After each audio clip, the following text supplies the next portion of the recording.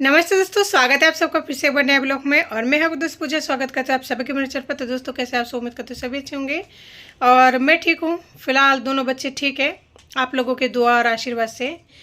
तो दोस्तों, वो कहते हैं ना, जहाँ चाहा है बाहर रहा है, राह तो मिलके रहेगी और नहीं भी मिलेगी तो ढूंढ कर निकाल लूंगी, क्योंकि आप लोग मेरे साथ हो। आज एक्चुअली मैं बात करने वाली हूँ सोनू के बारे में, क्योंकि मैं बहुत दिनों से कह रही थी आप लोगों को कि सोनू का एडमिशन नहीं करा पा रही हूँ।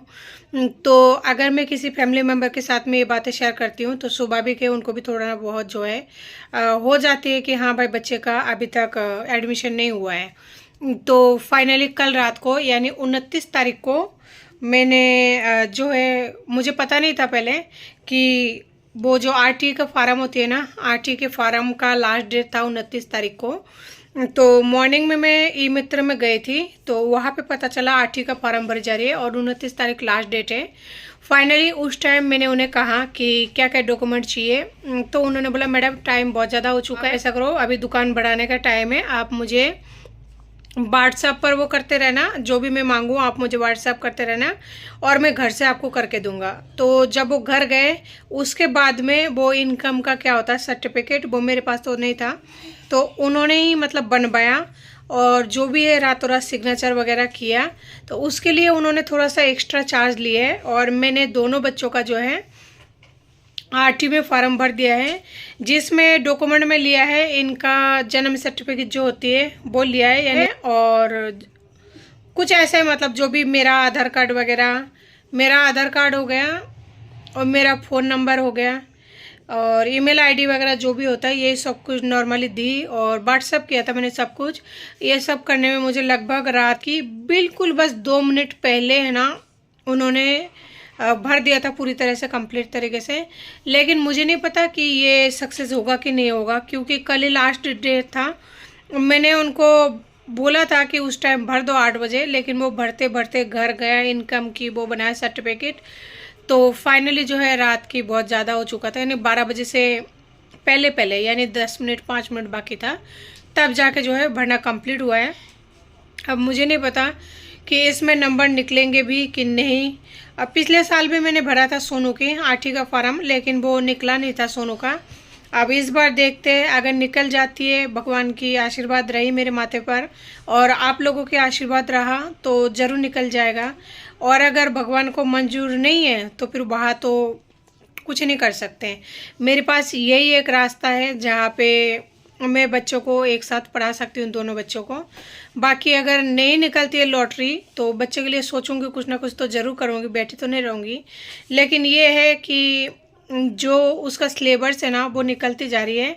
इसके साथ का जो बच्चे हैं वो तो ऐसा मान लीजिए अब तक एक बुक का आदी हो चुके हैं, यानी जब सोनू एडमिशन करके जाएंगे स्कूल में तब तक उनका दोबारा से रिवीजन चालू हो जाएगा। तो ऐसा होता है लेट एडमिशन कराने से। तो भगवान ने चाहा तो इस वजह से है ना, मैं कल फाइनली आरटी का फॉर्म भर दिए हैं। अब इंतज़ार करना है, जैसे कल 29 तारीख कल भरा है तो शायद अप्रैल मई, शायद जून तक उसका रिजल्ट आएगा, जून तक। अब देखते हैं, अगर नंबर निकल जाता है तो दोनों बच्चे एक साथ चल जाएंगे और अगर एक का भी निकल गया तो भी कोई दिक्कत नहीं, तो भी मैं खुश हूँ।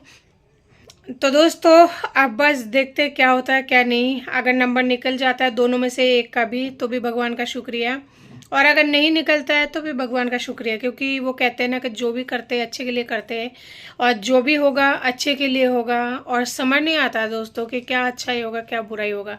जो इंसान रात दिन ये वादे क्या करते थे ज़िंदगी में, मैं चाहे नहीं रहूं इस दुनिया में लेकिन कभी तेरा साथ नहीं छोड़ूंगा, मैं तुझसे बहुत ज़्यादा प्यार करता हूँ, इस दुनिया में कोई नहीं करता है, मतलब ऐसे ऐसे बातें करते थे। और ऐसे कहते थे मैं भले ही घर से चला जाता हूँ 1-2 दिन के लिए गुस्से में, इसका मतलब ये नहीं कि मैं कहीं और शिफ्ट हो जाऊँगा।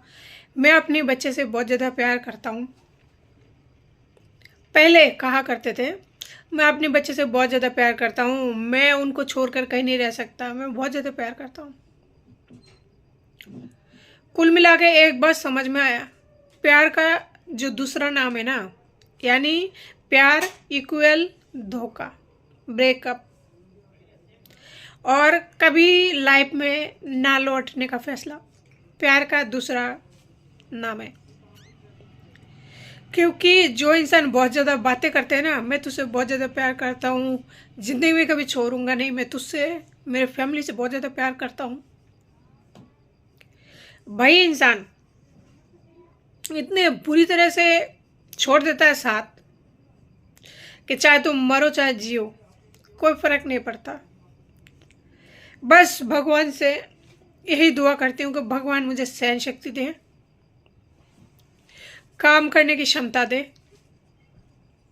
जितना कर रही हूँ इसे डबल करने की क्षमता दे, मुझ में हिम्मत दे कि ये जो मेरा साथ चल रहा है, ये जो पल चल रहा है मेरा, मैं उसे,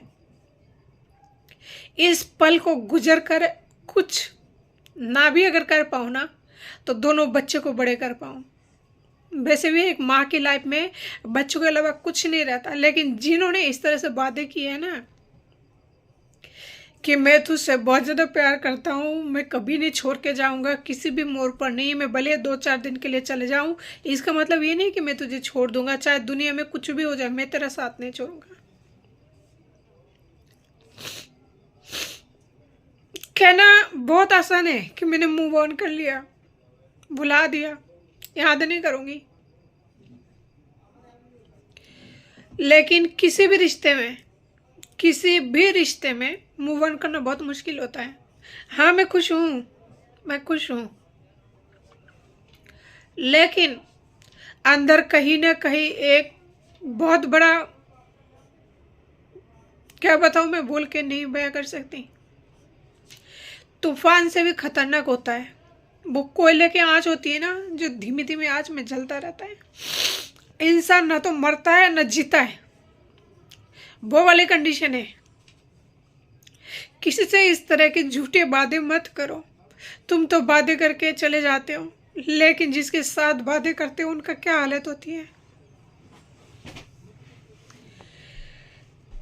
बस कुल मिला के ये है, भगवान मुझे इतना शक्ति दे कि मैं अपने दोनों बच्चों को सही सलामत पाल सकूं और अपना दिल और दिमाग का जो संतुलन है वो बनाए रख पाऊं। क्योंकि मैं जानती हूँ मेरा स्थिति क्या है इस वक्त, मैं जानती हूँ दोनों बच्चों के साथ में एक अकेली औरत को सफ़र करना कितना ज़्यादा डिफ़िकल्ट होती है। बिना इनकम की सारे रात नींद नहीं आती, सारे दिन नहीं खा पाती हूँ, नहीं सो पाती हूँ, ना बैठ पाती हूँ, सिर्फ कुछ नहीं कर पाती हूँ, हाथ पैर मारते रह जाती हूँ। तो यही दुआ करूँगी जो मेरे पर बीत रहे ना, भगवान आप किसी दुश्मन को भी ऐसा दिन मत देना, क्योंकि ये दिन है ना कोई भी नहीं झेल सकता, चाहे कोई आदमी हो कितना स्ट्रांग हो, चाहे कोई औरत हो कितनी स्ट्रांग हो, नहीं जी सकते। बहुत ही तकलीफदायी, बहुत ही दुखदायी होती है। ये दिन भगवान किसी को ना दिखाए, किसी औरत को तो खास करके ना दिखाए, औरत को किसी को नहीं, मैं तो कहूँ दुश्मन को भी नहीं। बस दोस्तों आप लोग इतना ऐसा दुआ करना कि 8 में मेरी दोनों में से एक बेटे का भी अगर निकल जाए तो सही रहेगा। मुझे बच्चों की पढ़ाई के अलावा और उनका स्वास्थ्य के अलावा मेरे पर जो गम बीत रहा है ना, वो मैं सब्र कर लूँगी, लेकिन